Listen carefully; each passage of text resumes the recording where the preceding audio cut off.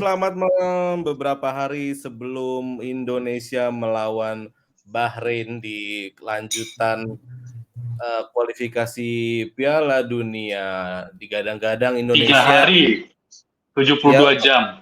Ya kan siapa tahu nguploadnya kapan? Lu nggak usah so tahu lo. Gue moderator gimana sih nih? Chef Juna. Jadi kata pelatih Jepang, kita akan melaju ke putaran final Piala Dunia bareng Jepang. Mungkin sebagian besar masyarakat Indonesia mengamini dengan skuad dan kepelatihan yang sekarang, tapi isu naturalisasi belum sepenuhnya diterima dengan sepenuh hati oleh sebagian orang. Segelintir orang. Loh, udah kok Anda langsung ngerasa mayoritas? Jangan gini dong, fasis banget sih ini dengan ngon ajam nih. Hargai juga pendapat-pendapat yang tidak ada di arus besar dong. Siapa tahu memang ada yang orang kurang senang dengan kondisi timnas saat ini. Kita sekarang punya si Roberto Hongo. Siapa kok tiba-tiba Roberto Hongo? Siapa ini? Kita punya Roberto Hongo, kita punya Ngon Ajam, kita punya Ijul Satria dan Armuls. Oke. Selamat datang di Bola Bola episode kesekian. Kita ngobrol santai, ngobrol nggak usah ditahan-tahan, nggak usah ragu untuk mengutarakan pendapat. Jadi Arif Mulizar, kita ini karena Arif pertama kali ikut diskusi ini. Arif, gimana timnas kita mainnya bagus tapi mukanya bule semua. Arif gimana cara ngelihatnya? Harusnya gue nggak yang pertama, tapi nggak apa-apa lah. Gue yang pertama. Terserah moderator dong. Jadi kalau gue sih perumpamannya gini ya. Kalau orang mau tenggelam, dia nggak perlu pelampung, jerami ngambang pun dia tarik ke bawah. Gitu. Jadi ini menunjukkan bahwa udah nggak tahu lagi caranya gimana gitu.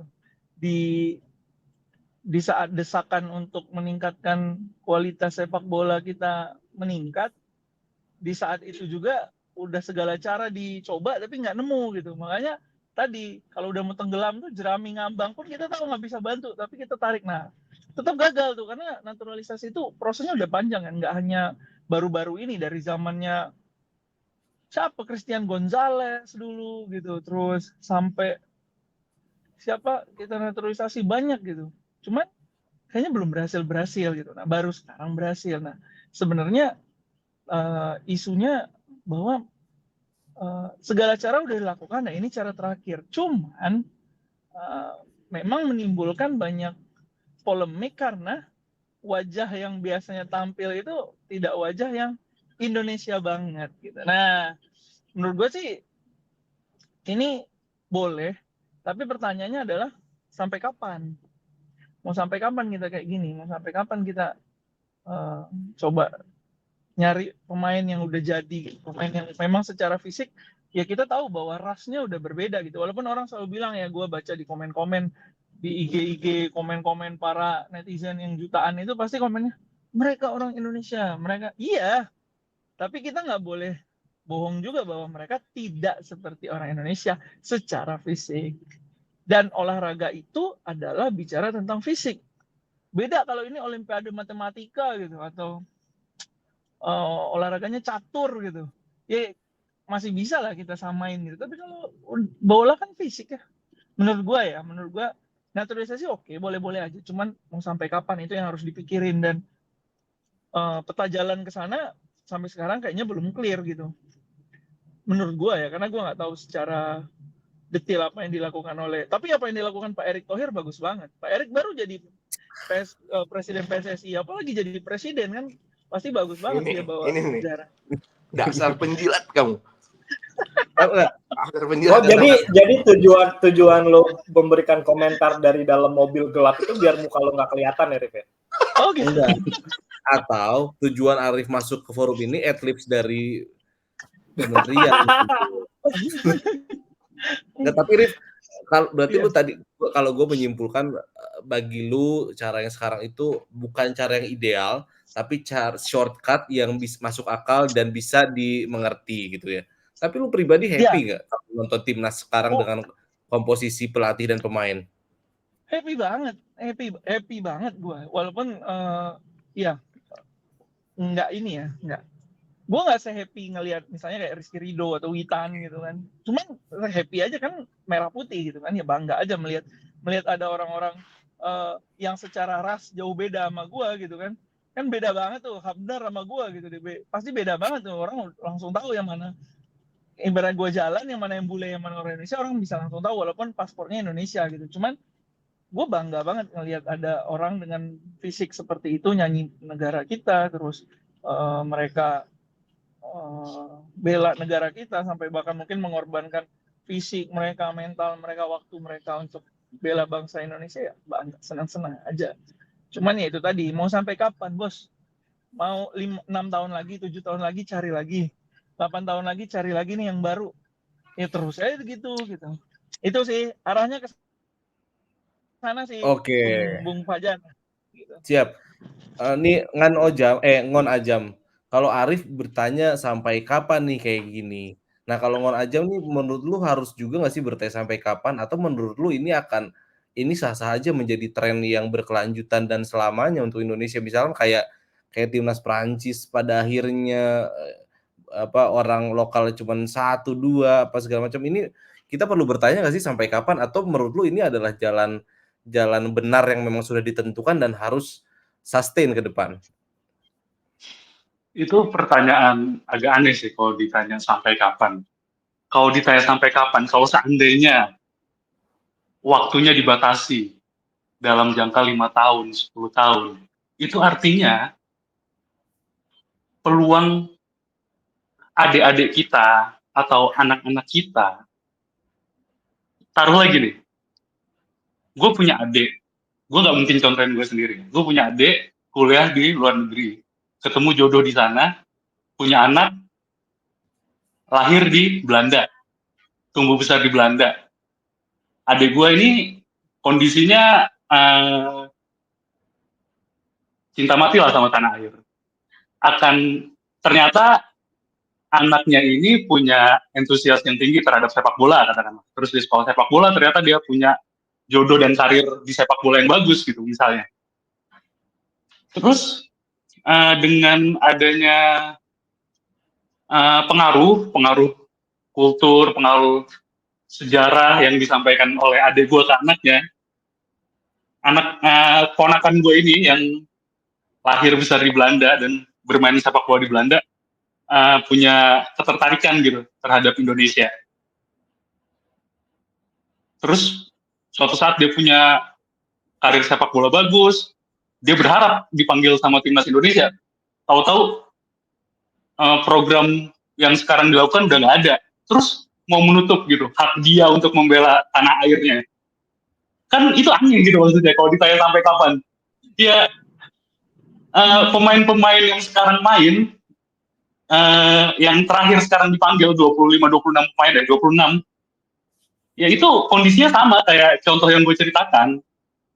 Mereka ini generasi ketiga atau generasi kedua yang bapaknya, yang ibunya orang Indonesia, yang emang kebetulan lahir besar di sana, yang kebetulan ada campuran gen, yang sehingga rasnya mungkin kayak Arif bilang bentukannya nggak kayak dia.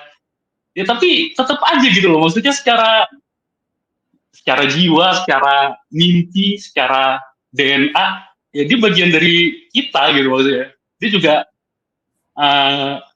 rakyat kita, bangsa kita gitu. Bedanya ya karena tumbuh besar bukan di kultur kita, jadi nggak bisa berbahasa Indonesia. Gitu. Tapi dengan dia mengorbankan untuk bisa alih keluarga negara, untuk bisa melepaskan paspor keluarga negara asalnya, itu kan harus ada yang dikorbankan kan. Privilege dia sebagai warga negara di negara asalnya itu akan terputus gitu. Dan mereka mau melakukan itu gitu untuk membela timnas Indonesia, itu udah kayak udah nggak perlu dipertanyakan lagi sih, maksudnya motif atau tujuan mereka tuh apa gitu. Dan kalau ditanya sampai kapan ya aneh aja gitu. Itu namanya menutup ruang, menutup hak, mengambil hak generasi-generasi di bawah kita nanti untuk bisa membela tanah airnya kan gitu. Kalau pertanyaan lu kayak gitu, jadi Ya, pertanyaan Arif itu, gue cuma memoderate aja. Nah, Itu nanya ke gua. gue bisa pahami apa bahwa ada nasionalisme ya, masih ada ego-ego nasionalisme dalam diri kita, dan masih ada juga mispersepsi bahwa ini tuh seakan-akan seperti impor pemain. Betul. Padahal ini kan menemukan darah Indonesia di luar. Mungkin konsep seperti itu yang belum familiar bagi masyarakat Indonesia gitu ya. Karena mungkin kalau gue bisa mengerti juga kenapa orang itu pengen wajah lokal yang lebih berjaya di timnas, karena memang sepak bola itu menjadi wadah tumpahnya nasionalisme kita, karena nasionalisme kita bukan untuk pemerintah kan, kita tidak bangga dengan itu dia barang itu Tuh, kan. tanya Ijul punya abang tinggal di Australia. Abangnya misalnya punya anak, terus anaknya main bola di Australia, tumbuh besar di Australia gitu, kayak Becker ya, yang di timnas U16 tuh. Terus masa kalau suatu saat dia pengen bela timnas Indonesia nggak bisa gitu, gara-gara emang dia tumbuh besar di Australia, kan aneh gitu, nggak masuk akal menurut gue. Gimana Kalau Jul? sampai ada yang mempertanyakan ini mau sampai kapan, cuman terlepas dari itu gue belum selesai, gue mau tambahin sedikit aja. Terlepas dari itu, ya yang namanya pembinaan memang tetap perlu diperbaiki. Kita tuh masih jauh dari ideal ya pembinaan sepak bola kita ya, kompetisi di usia muda, ya kayak yang Arif bilang, Pak Erick Thohir menurut gue ada di jalan yang tepat. Cuma yang namanya manusia tuh tangannya cuma dua, kan? Dia nggak bisa langsung ngurusin semuanya, dia satu persatu dulu lah. Dan yang paling kelihatan ini ya timnas dari sisi prestasinya. Mungkin emang fokusnya akan ke situ dulu, meskipun gue yakin yang namanya kompetisi usia dini, pembinaan segala macam tuh akan udah masuk pipeline proyek-proyek dia selanjutnya sih menurut gue. Gitu. Oke, mumpung tadi Ijul dicolek, kita coba tanya pendapatnya Ijul. Jul, kalau lu lebih ke Arif yang mempertanyakan ini sampai kapan segala macam, atau menurut lu ini adalah sesuatu yang normal yang memang sudah niscaya terjadi dan lu support ke depannya? Kalau gue sih nggak mau nanggepin pertanyaan Omo ya, karena keponakan gue kebetulan dua-duanya perempuan sih, Mo. Dan nggak ada bakat-bakat ke sepak bola. Terus perempuan nggak boleh main bola? Boleh, tapi nggak ada bakat-bakat ke sepak bola wanita sih, Mo. Semenjak yang Lanjut, selama gue jadi omnya sih gitu ya, Mo ya. Nah, pertanyaan Arif tadi kan sampai kapan naturalisasi? Iya. Kalau menurut gue punya beberapa pandangan sih. Gini, federasi kita gitu, PSSI nggak akan isinya bukan orang-orang bodoh ya. Maksudnya ya sepolemik apapun, tapi PSSI bukan dihuni sama orang-orang bodoh. Jadi menurut gue PSSI itu mengambil jalan yang tidak keluar koridor peraturan gitu. FIFA punya aturan untuk hal ini, dan itu yang dilakukan PSSI, dan itu yang dilakukan oleh federasi untuk mencari pemain keturunan yang sesuai batas yang ditentukan sama FIFA gitu. Karena kan yang baru-baru ini juga pemain Malaysia yang nggak disahin sama FIFA karena dia ada katanya keturunan dari buyutnya, orang tua dari kakek si pemain itu. Dan ternyata yang setelah ditelusurin juga buyutnya itu lahir di Singapura gitu, bukan di Malaysia. Nah, semua pemain-pemain diaspora yang ada di timnas sekarang itu jalur keturunannya jelas dan itu tidak melanggar aturan. Jadi kayak apalagi yang mau diperdebatkan gitu. Dari sisi aturan FIFA-nya boleh, dari sisi aturan kewarganegaraan di Indonesianya juga bisa. Ya terus apa yang dipermasalahkan sebenarnya menurut gue gitu. Cuman di satu sisi yang lain gue ngelihatnya ini tuh kayak tipikal seorang pemimpin yang punya batas waktu kepemimpinan gitu. Ini Jokowi apa sih? Bukan Pak. Erick Thohir sebagai Menteri BUMN, bukan. Jadi Erick Thohir sebagai Ketua Umum PSSI yang periode sekarang, dia sadar kepemimpinan dia paling cepat adalah 4 tahun atau 5 tahun gitu. Kalau dia kepilih lagi ya berarti bertambah gitu. 2 periode 8. 2 periode 8, berarti 1 periode 4 tahun ya. Dia pasti akan berpikir gimana caranya gue bisa meninggalkan kesan yang sangat positif di kepemimpinan gue selama 4 tahun. Dan cara yang dipilih sama Erick Thohir itu adalah mempercepat proses naturalisasi pemain-pemain diaspora yang untungnya semua pemain yang dibidik, semua pemain yang diproses naturalisasi itu berdampak positif buat prestasi timnas. Jadi menurut pandangan gue, Erick Thohir bisa sombong ke calon-calon ketua umum PSSI selanjutnya atau yang sebelum-sebelumnya. Dia bisa membusungkan dada kalau misalkan mereka lagi kopdar gitu ya, misalkan di era gue loh timnas Indonesia masuk ke kualifikasi Piala Dunia babak ketiga, di era gue loh timnas 2 kali berturut-turut masuk Piala Asia, di era gue loh ini itu. Jadi ya Erick Thohir dan PSSI ya lagi mengambil jalur instan untuk mengukir nama mereka di prestasi sepak bola Indonesia gitu, dengan cara naturalisasi, prestasi timnas senior bagus ya sudah, karena biar gimana pun kategori usia itu dalam tanda kutip ya tidak dianggap lah di dunia sepak bola, kayak juara-juaranya ya udah juara tapi nggak pernah sampai dianggap di FIFA-nya pun juga enggak kan, karena peringkat FIFA juga timnas senior gitu. Jadi menurut gua ya ada dua sisi itulah tadi. Jadi menurut lu ya emang setiap tipikal pemimpin di Indonesia kan karena keterbatasan durasi waktu memang mereka ngincarnya langsung straight to the legacy gitu kan ya. Maksudnya dalam 5 tahun yang lebih pasti adalah bagusin timnas, oke kita kejar situ aja. Dalam 10 tahun bisa IKN, ya udah IKN aja yang dikejar. Loh. Sekarang ke Roberto Hongo yang sudah lengkap dengan kostum Roberto Hongo-nya juga. Bang Bintang ngelihatnya ini jadi baiknya sementara aja pakai bule-bule ini atau harusnya sudah mulai shifting ke bottom up, misalkan dari pembinaan. Apa emang ini udah diterusin aja dulu sampai jadi semifinalis Piala Dunia katakanlah. Gimana Bang Bintang? Tadi kan mungkin gue pengen sedikit coba merangkum Arif bertanya soal sampai kapan. Ijul sama Omo juga tidak permasalahkan dalam tanda kutip ya. Cuman kalau ditanya kita masih pakai bule aja atau dari pembinaan segala macam, sebenarnya kalau gue lihat timnas kita yang kelompok usia yang muda-muda itu prestasinya bagus-bagus loh sebenarnya gitu loh. U19 dulu zaman Evan Dimas, kita semua tahu gimana jagonya mereka, cuma tiba-tiba Evan Dimas di Liga Indonesia, Wang Hee-chan yang kita kalahin mainnya di Wolves sekarang gitu loh. Jadi kalau gue merasa kalau kita mempertanyakan pembinaan usia muda, menurut gue usia muda kita itu bagus-bagus. Yang jadi masalah adalah saat mereka shifting dari usia muda ke senior, itu yang mengubah mindset mereka gitu loh. Udah main iklan lah, udah kenal duit lah, beliin pacarnya mobil lah. Itu siapa itu yang pernah viralnya beliin pacarnya mobil mahal? Nur Hidayat Haji Haris. Itu dia, betul.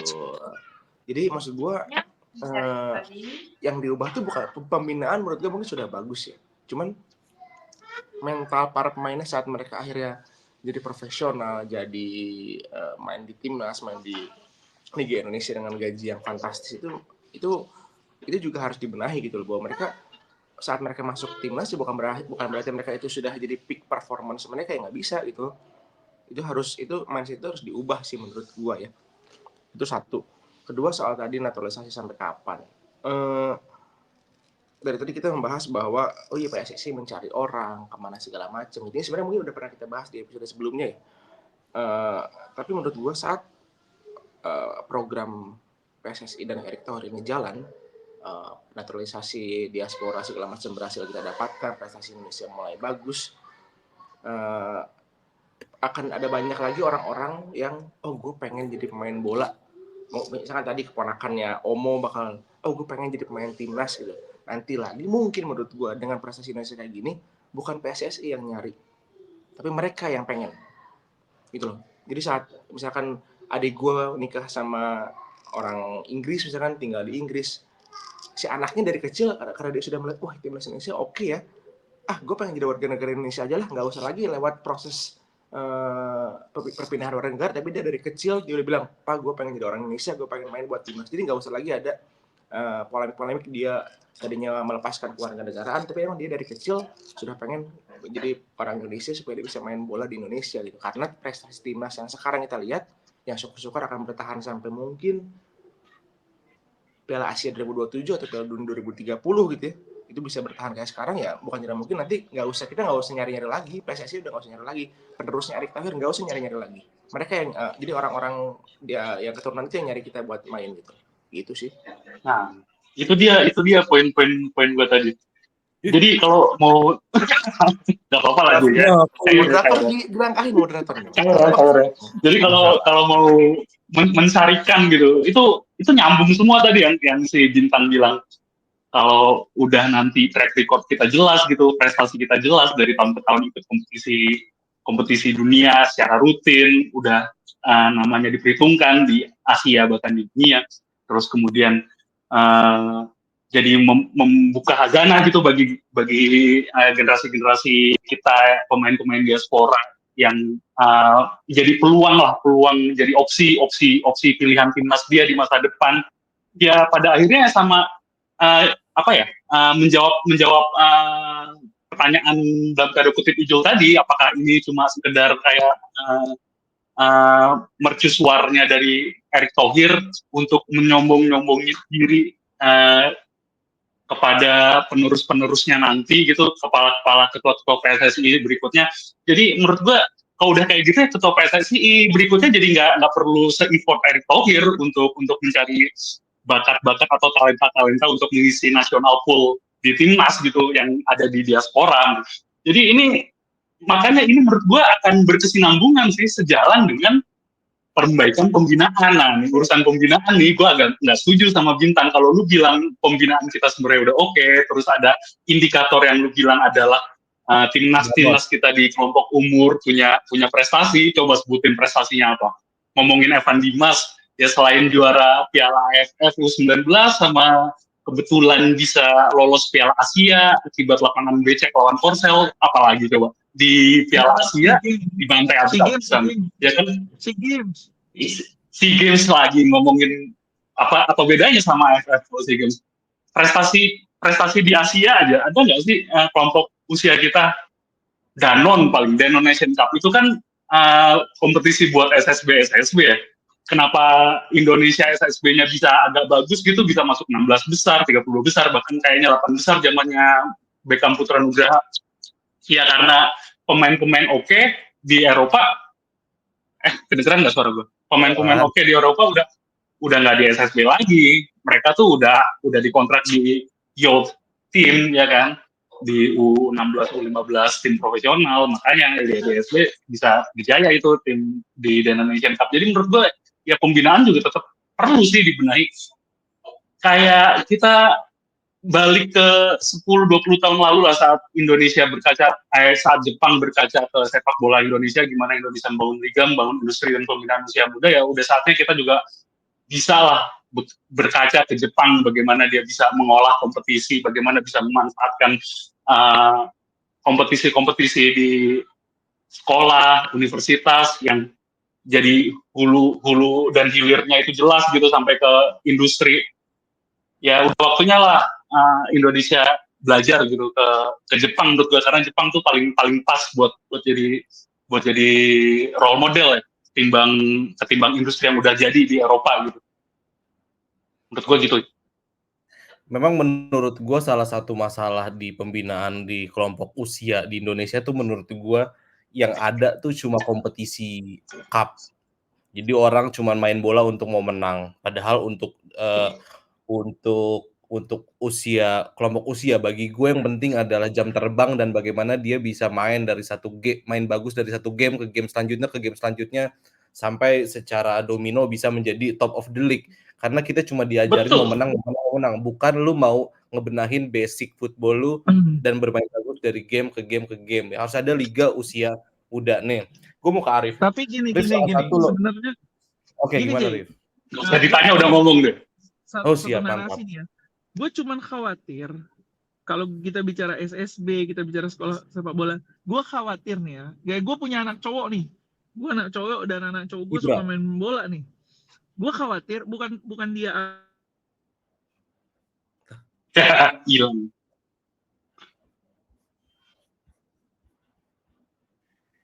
Wah, Lagi masuk Cina terowongan dengan nih, dia, kayak dia akan berpikir gue kayaknya nggak bakal bisa deh kayak mereka gitu. Rif, ulang Rif, bukan gue sorry Rif, menanamkan tadi sinyal lo jelek. apa ya, bukan gue merasa memandang pesimis ya, cuman gue takutnya muncul kekhawatiran bagi anak-anak Indonesia yang tumbuh besar di Indonesia, emak bapak kakek buyutnya orang Indonesia asli itu mikirnya gue nggak, karena mereka melihat di lapangan Pansnya dimasukin. 11 orang itu penuh dengan wajah yang secara fisik nggak sama kayak dia gitu. Di situ sih narasi yang gue takutkan itu aja. Masuk akal, Rif. Masuk akal. Gue paham. Gitu aja sih. Dan satu narasi lagi, mungkin ini agak kejam ya narasi gue, cuman ya mungkin gue cuman takut juga yang jadi naturalisasi ini adalah orang-orang yang gagal jadi timnas pusat gitu, timnas Belanda. Ya memang. Nah itu Ya emang itu udah fix itu. Emang benar itu. Maksud gue kita itu. Nah itu sih yang perlu kita. Makanya gue bertanya sampai kapan, kalau sebenarnya agak menjawab sih narasi-narasi yang kalian keluarkan tadi. Kalian bilang kan sampai Indonesia, sampai orang-orang diaspora itu mau masuk Indonesia sendiri, terus sampai Indonesia itu prestasinya menonjol. Ya itu jawabannya sampai kapan. Ya udah berarti kita tunggu aja sampai kayak gitu. Cuman sembari itu muncul, kita nggak bisa menghilangkan narasi-narasi kekhawatiran yang gue sampaikan tadi. Kurang lebih gitu sih, Jay. Betul. Gue mau sebagus apapun logika tentang naturalisasi diaspora sekarang, gue tetap bisa menangkap concern seperti Arif, concern seperti ya ntar gimana, maksudnya kalau gimana gue bisa ke level manager kalau lu misalkan ngedatengin manajer dari headquarter terus gitu, misalkan kalau bicara perusahaan ya. Tapi bukankah dari sebuah kompetisi yang sengit akan melahirkan bibit-bibit yang unggul gitu? Itu dia Jo. Backman kita soalnya adalah jadi gini, maksud gue kenapa generasi kita ya katakan, kenapa generasi kita sekarang yang udah punya anak usia 4 tahun, 5 tahun dan kita mau cekokin bola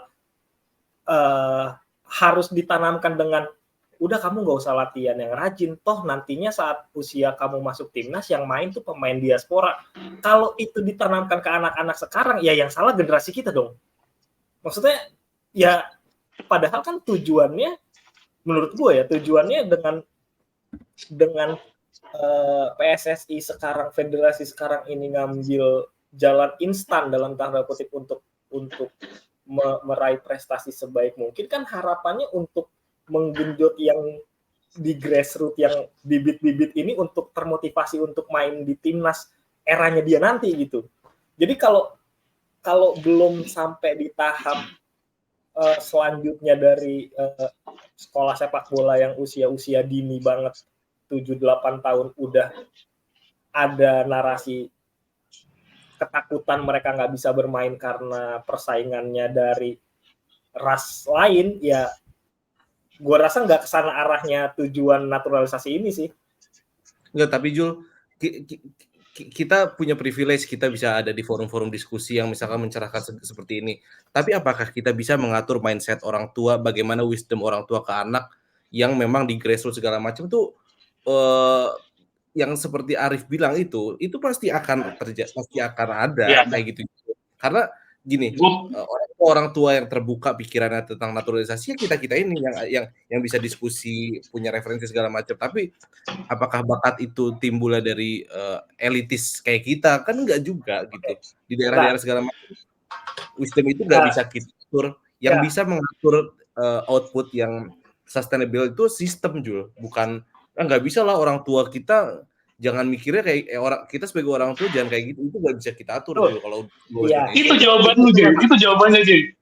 Tapi gini, itu jawabannya Jay. Ya udah lu dulu Jul. Tapi menurut gue gini, lu nanya sendiri, jawab sendiri Jay. Enggak, gue nggak nanya, lanjut. Gue ngejawab Ijul. Hey. Itu Ibra. Oh, jadi rame ya. Enggak, gini.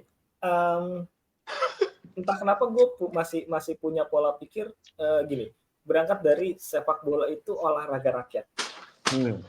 Ya, sepakat ya. Sepak bola itu olahraga rakyat yang dimana secara kasat mata aja yang main itu bener-bener dari orang yang bawah sampai yang atas itu semua main bola. Menurut gua orang-orang yang kalau tadi bahasa lo yang punya privilege untuk tukar pikiran, ruang diskusi yang kayak kita, tapi kan ada saudara-saudara kita yang tidak punya privilege itu, melihat timnas main sekarang, menurut gua mereka tidak ada tuh rasa ketakutan yang tadi Arif bilang gitu. Menurut gue yang ada justru mereka akan ya dengan maaf dengan segala keterbatasan mereka akan memotivasi anak-anak mereka bilang, udah ayo main bola, sekarang timnasnya lagi bagus, ayo main bola yang bener, latihan yang bener gitu. Mereka juga ya menurut gue nggak akan sampai ada kepikiran untuk kalah sebelum perang karena lawan lo ntar bule, udahlah nggak usah. Justru seperti itu, Jul. Iya, justru nggak tahu ya. Ya kalau menurut gue sih ya karena mereka itu tidak punya privilege untuk berdiskusi seperti ini dan mereka mendapatkan informasi yang cuman ya satu arus gitu, misalkan dari TV dia nonton bolanya doang, nonton pertandingannya doang, ya justru jadi motivasi sendiri menurut gue. Ya. Gue mau nebelin Ijul boleh nggak, Jul? Gue mau nebelin Ijul. Ijul agak tipis soalnya tuh gue lihat. Itu tambahan size. Gue mau nambahin Ijul, mau nebelin Ijul sedikit. Boleh. Ngomongin apa sih tadi? Oh ini. Gue bisa sangat paham kekhawatiran dari narasi yang disampaikan oleh Arif dan penjelasan berikutnya dari lu, Jay. Kenapa bisa muncul kekhawatiran itu? Ya karena backman kita yang tersimpan di dalam otak kita adalah kondisi sepak bola kita yang saat ini gitu loh. Makanya itu naturalisasi atau pemanggilan kembali pemain-pemain diaspora, warga-warga negara kita, bangsa-bangsa kita di luar yang menimba ilmu di sana, yang berkarir sepak bola di luar negeri, kembali pulang ke dalam negeri, program itu tidak bisa berdiri sendiri. Tetap dibutuhkan yang namanya perbaikan kompetisi di dalam negeri, perbaikan hilirisasi hilirisasi pemain sepak bola dari dalam negeri, berarti pembinaan talenta, perbaikan industri sepak bola di dalam negeri. Lu bayangkan jika program yang pendamping naturalisasi itu, perbaikan sepak bola dalam negeri lah, berjalan dengan baik, 5-10 tahun ke depan katakanlah koefisien Liga Indonesia kita ada di 10 besar atau 5 besar Asia. Berarti kan kualitas pemain lokal kita kan udah selevel sama pemain lokal di Liga Iran, pemain lokal di Liga UEA, Korea, Jepang, katakanlah ya, atau setengah level di bawah itu aja. Itu udah cukup menurut gua untuk menjadi pesaing dari pemain-pemain diaspora yang level 2 sebenarnya, tier 2-nya, karena tier pertama yang tadi Arif bilang, nggak mungkin lah dia menolak jika ada panggilan di timnas Belanda. Jadi fair aja kan, maksudnya kan.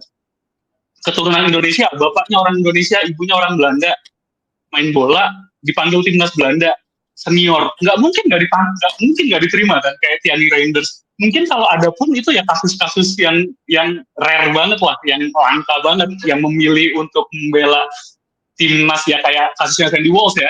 Dia real loh dipanggil timnas Irlandia, tapi nahan itu, nunggu sampai ada kepastian dipanggil timnas Indonesia. Itu rare.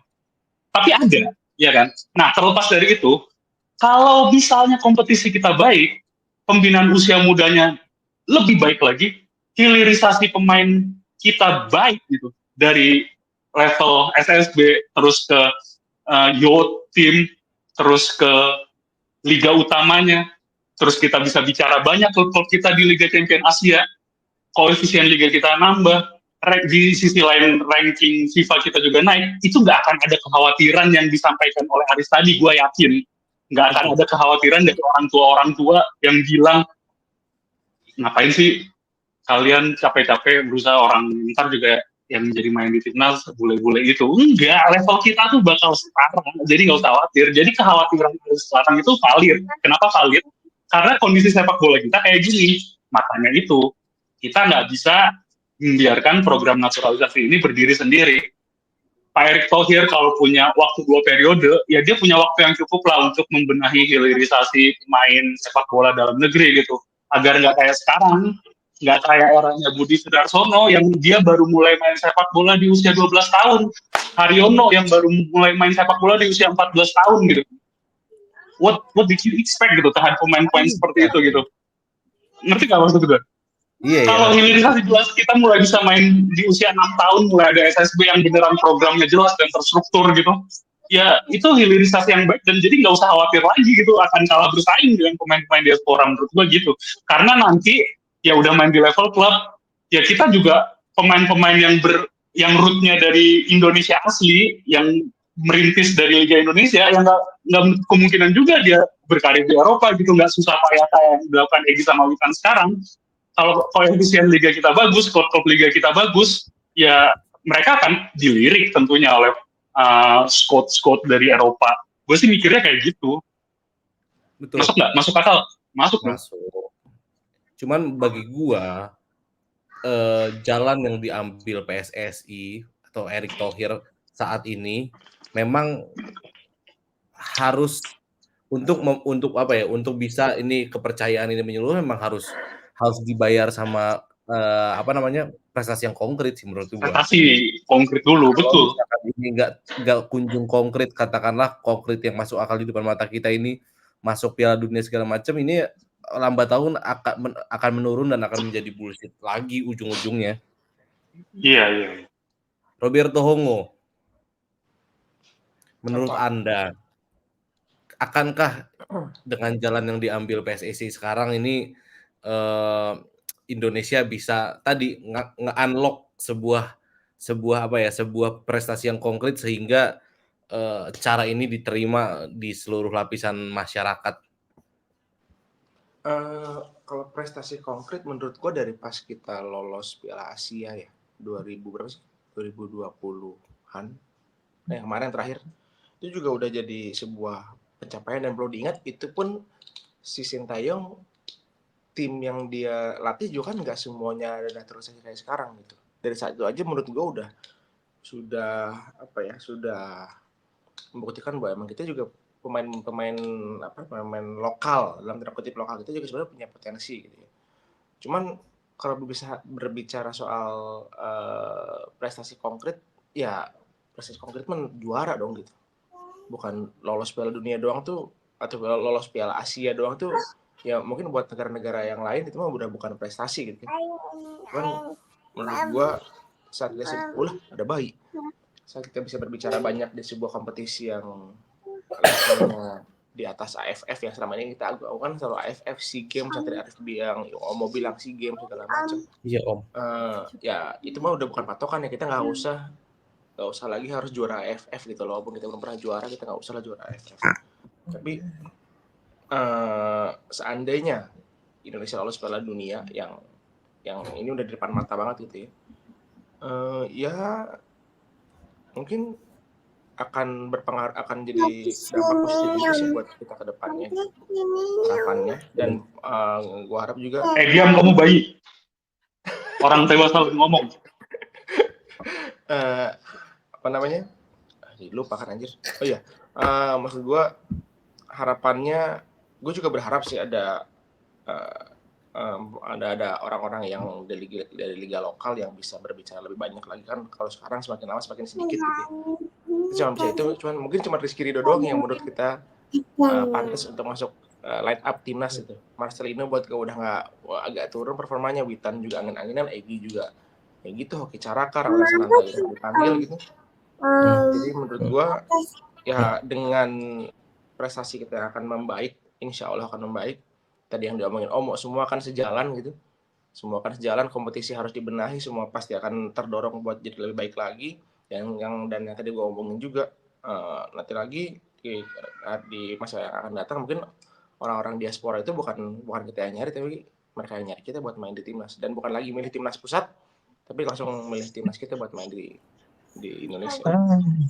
Betul, yang memang yang masih gue pribadi skeptis itu adalah ketika banyak orang ngomongnya bahwa ini bagus, ntar pemain yang emang murni lokal segala macem termotivasi segala macem.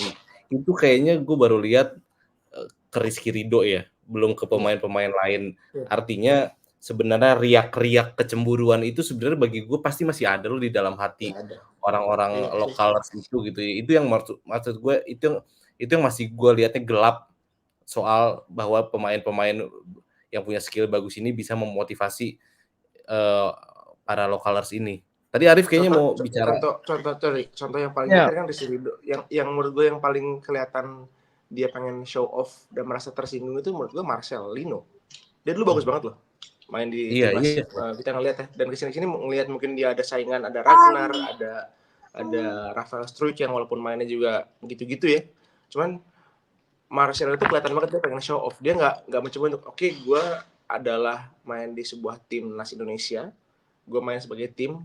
Gue harus mementingkan tim dulu. Nah itu yang gue nggak ngeliat di Marcelino gitu. Beberapa pertandingan terakhir ya. Dan bener kata baik tadi Rizky Ridho doang yang paling oke, yang paling pantas gitu.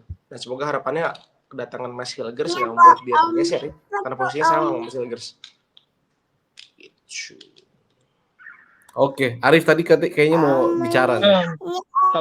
Kalau gue sih pada tataran kesimpulan dari bintang teman-teman yang lain tuh, apa yang kalian sampaikan tuh itu yang idealnya, bahwa nanti akan berkembang diaspora, terus pendidikan usia dini, pembinaan usia dininya berkembang, itu kan keadaan ideal ya, itu idealnya. Tapi yang terjadi adalah nanti bagaimana kalau sistemnya nggak gitu. Sistemnya adalah karena ngapain gue harus membina ideal, sementara gue punya jalan cepat nih, cari aja gue ke Belanda, gue cari aja ke liga-liga yang ada daerah Indonesia-nya, kayak gitu tuh. Itu kekhawatiran yang harusnya jadi tetap kita pertimbangkan, harus jadi salah satu narasi besar yang ada di benak para pecinta sepak bola Indonesia menurut gue, bahwa yang tadi kalian sampaikan tuh bahwa pembinaan akan terus jalan, ini terus apalah yang manis semua itu, ya itu idealnya teman-teman, itu idealnya sahabat-sahabatku. Cuman bagaimana kalau yang terjadi nggak gitu? Bagaimana kalau para elit ini nanti mikirnya ya udah kita cari lagi aja, nggak perlu kita susah-susah. Ngapain masak banyak-banyak, bikin Indomie aja cepet gitu. Gue mikirnya kayak gitu sih. Semoga ya ini menjadi kekhawatiran gue doang. Tapi setuju sih gue sama Arif. Karena memang Indonesia tuh secara empiris memang punya ideal, punya wacana yang ideal, tapi jarang juga membuktikan bahwa ini bisa benar-benar sesuatu yang diimpikan terjadi itu hampir nggak punya track record seperti itu dalam bidang apapun. Gimana Dimas? Sulit. Kalau misalnya nggak disertai sama perbaikan di sepak bola lokal tuh sulit. Kenapa sulit? Karena ada pilihannya cuma dua. Maksudnya program naturalisasi ini kedepannya tidak akan terhenti, tapi industri sepak bola Indonesia ini dibenahi, atau kayak yang kemungkinan terburuk yang disampaikan Arif, nggak ada perbaikan apa-apa di luar naturalisasi, ya naturalisasi juga berhenti. Kenapa? Karena program naturalisasi itu program bakar-bakar uang menurut gue. Maksudnya gini loh, kita tuh butuh keseimbangan neraca secara industri sepak bola. Kalau secara prestasi timnas itu mau baik, mau nggak ada satupun negara di dunia yang timnasnya berprestasi tapi industri sepak bolanya tidak menghasilkan apa-apa. Kita real kondisinya industri sepak bola kita hancur. Nggak ada daya beli di situ, penonton maunya gratisan, klub jualan merchandise nggak laku, pemain dikontrak secara real itu cuma setahun, nggak ada kontrak jangka panjang, hancur. Itu harus diperbaiki untuk hilirisasi ke timnas yang oke gitu. Kalau cuma bakal naturalisasi terus, nih contoh lah misalnya, tahun ini atau 2024 2026 Indonesia lolos Piala Dunia karena program naturalisasi. Apakah akan dilanjutkan terus untuk mempertahankan Indonesia lolos lagi di Piala Dunia 2030? 2034 tanpa perbaikan dari sisi industrinya tidak mungkin. Karena apa? Karena naturalisasi itu program bakar-bakar uang. Jadi nggak akan ada uang kembali di situ. Dan nggak ada orang gila yang mau bakar-bakar uang hanya untuk itu gitu maksud gue. Kenapa bisa bakar-bakar uang? Itu panjang lagi penjelasannya. Yang jelas itu intinya. Nggak ada industri yang diuntungkan dari program naturalisasi kecuali ya adalah hak siar, dan itu pun ya nggak seberapa gitu dan nggak sustain maksud gue dibanding uang yang dikeluarkan. PSSI nomboknya tuh gila-gilaan, bayar pesawat, jet pribadi, hotel, akomodasi dan lain-lain. Itu tuh nggak mungkin dilanjutin terus-terusan gitu tanpa adanya pembenahan di industri sepak bola lokal kita.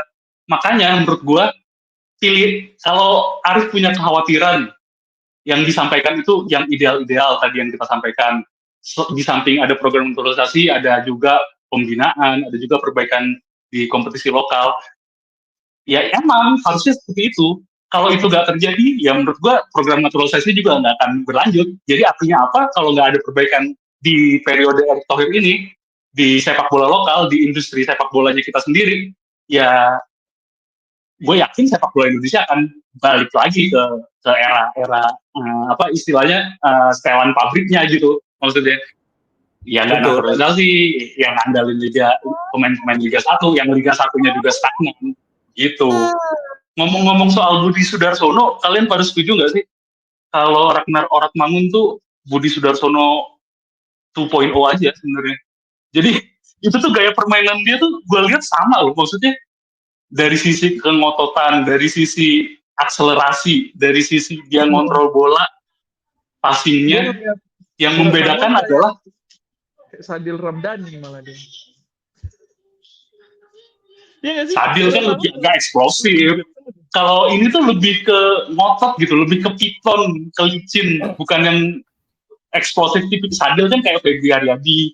Kalau menurut gue ya, kalau di pemain-pemain internasional tuh kayak Neymar lah, yang skillful gitu istilahnya kan. Kalau ini tuh lebih ke ngotot yang emang nggak bisa dipegang gitu. Jadi gue ngebayangin nih, Budi Sudarsono nih sebenarnya ya Ragnar Oratmangun aja. Bedanya Budi Sudarsono baru mulai main bola di usia 11 tahun dengan infrastruktur yang kurang memadai. Sementara Ragnar Oratmangun bisa main bola di usia 6 tahun. Gimana? Apa yang lo omongin itu sebenarnya menurut gue salah satu alasan kenapa PSSI mengambil jalan sikat untuk naturalisasi. Ya mereka tahu pemain-pemain timnas, pemain-pemain lokal ya tidak punya daya juang sebesar mereka yang mengenyam sepak bola dari bau kencur gitu loh.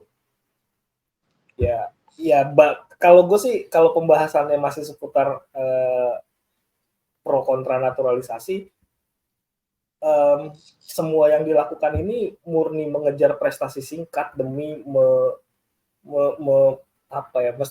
demi menjaga nama baik lo, demi menjaga nama baik di periode yang 4 tahun ini doang gitu.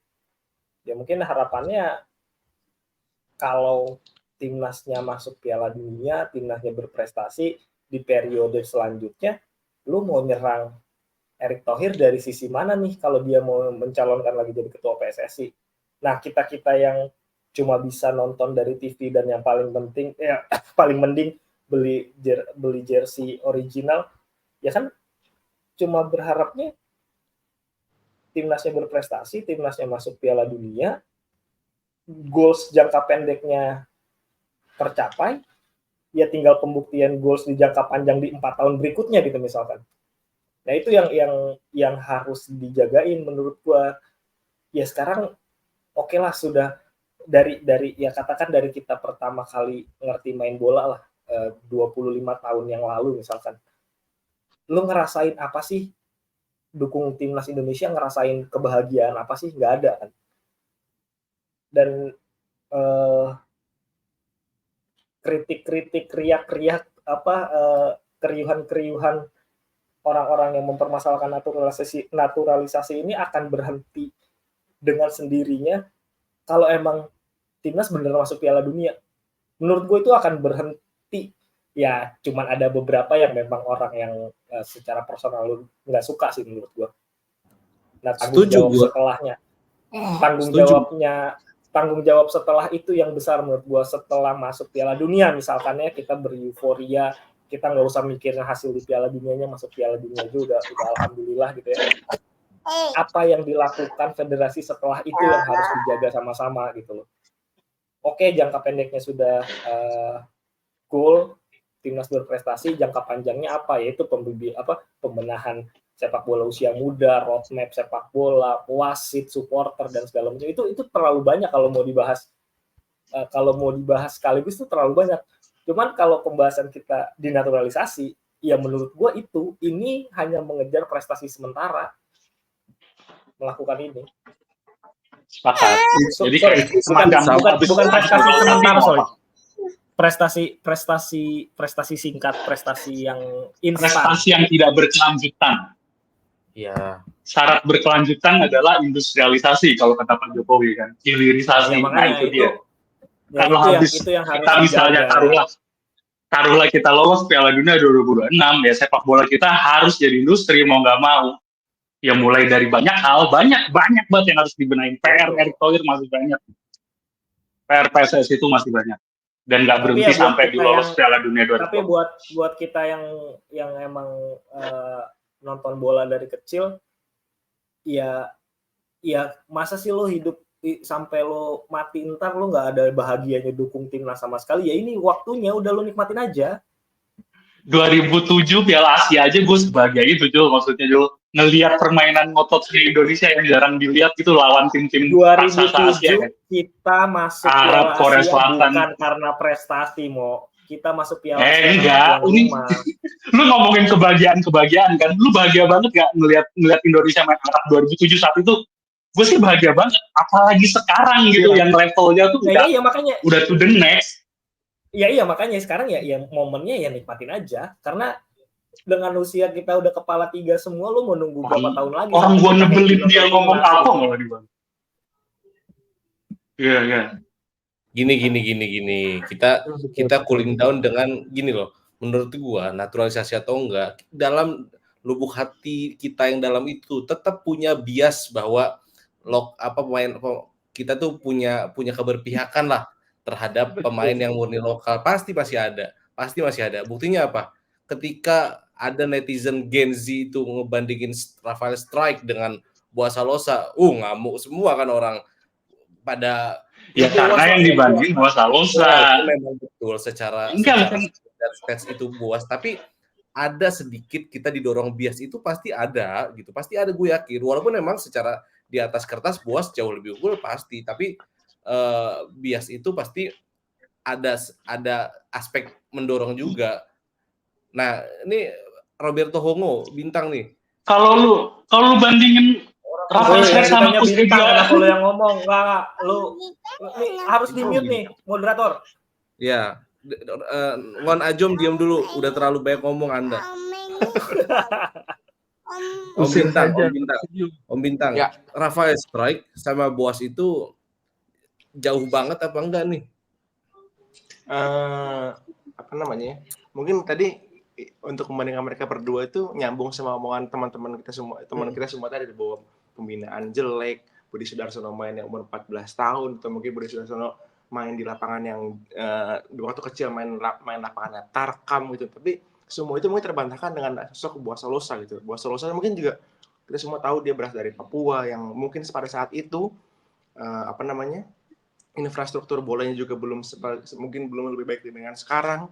Tapi pada saat 2004 ya dia PON 2004 dia jadi top skor, bawa Papua juara, masuk timnas sebelum dia debut di tim profesional gitu. Jadi kalau melihat semua statistik itu, gue bisa bilang bahwa Buasa Losa jauh di atas Rafael Strike gitu. Apalagi Rafael Strike dalam tanda kutip punya privilege, dia di Belanda, dia mungkin main bola dari mungkin umur 6 tahun, infrastrukturnya semua bagus gitu. Dibandingkan Buasa Losa yang dulu jokesnya tuh dia latihan sama hewan-hewan buas di Papua gitu kan. Dia sering jadi jokes itu kan.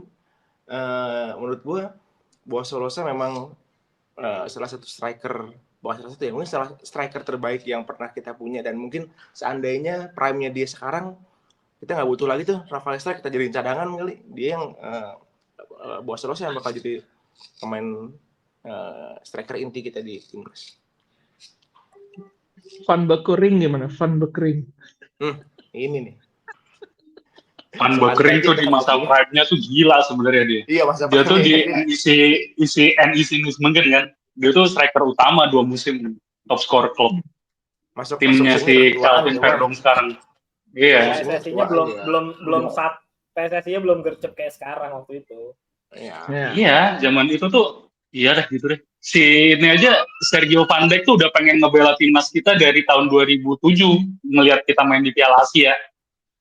Tapi ya nggak tahu alurnya kemana, dia coba hubungin PSSI nggak direken, ya kayak Sandy Walsh di awal-awal lah yang nggak direken PSSI itu dari 17. Kayak gitu deh emang kondisinya. Boas Salosa ya. Boas Salosa tuh gue yakin kalau dia prime sekarang emang udah pasti pilihan Sintayong sih. Di samping udah jelas secara data ya, secara statistik dia bagus. Tipikal emang permainan Sintayong yang emang nggak ngandelin box in the box gitu dari striker. Dia kan suka striker yang emang pressing forward kan, yang gimana bisa bergerak secara fluid gitu, berkombinasi dengan pemain lini depan yang lain di sayap gitu secara fluid pergerakannya, dan itu ya Boas Salosa banget sih. Emang kalau Boas Salosa masih prime tuh udah nggak repot lagi, udah nggak jadi omongan netizen, udah nggak jadi permintaan netizen kayak Erick Thohir minta naturalisasi striker. Dan kalau lu bilang salah satu striker terbaik Indonesia Boas Salosa, menurut gua yang terbaik Boas Salosa. Kalau lu pernah dengar nama Sucipto Suntoro lah, Ramang lah, itu kan cuma mitos ya, yang statistiknya tuh nggak tercatat. Ini Boas Salosa tuh real, man. Persipura juara seumur-umur cuma 4 kali seumur-umur Liga Indonesia ada dari 1930, dan 3 itu Boas yang gendong semua. Sekarang Boasnya cabut, Persipura deh. Terlepas dari emang Freeport udah mau lepas tangan dari Persipura, tapi ya Boas sudah nggak ada, ya Persipura kemana sekarang? Itulah konkretnya Persipura, konkretnya Boas Salosa. Nah, lu tahu nggak itu justru yang jadi masalah.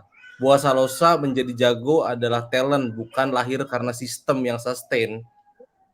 Iya, itu namanya anomali. Iya, anomali. Dia kayak Messi tuh. Dia kayak Messi. Lu nggak bisa lu nggak bisa lu ngejalanin sistem sepak bola negara berharap ada boas-boas selanjutnya, nggak bisa. Emang harus dibuat. Nggak bisa. Ya sama kayak Messi, ya Argentina udah kayak gitu sistemnya, berharap ada Messi baru kan, itu mah takdir Tuhan namanya. Iya, Boas juga takdir Tuhan.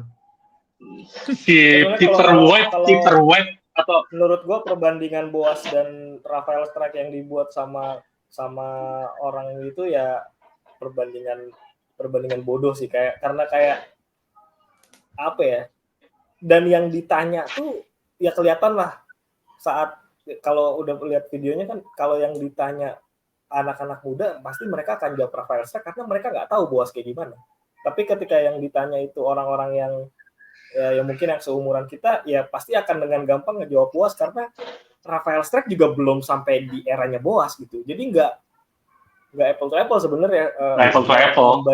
Membandingkan itu nggak pas. Kalau mau mungkin ngebandinginnya siapa ya? Boas sama Rafael Struijk atau Coach Hediayudo. Hediunus. Coach Hediayudo. Mendingan Rafael Struijk atau Coach Hediayudo atau Muklis Hadidin.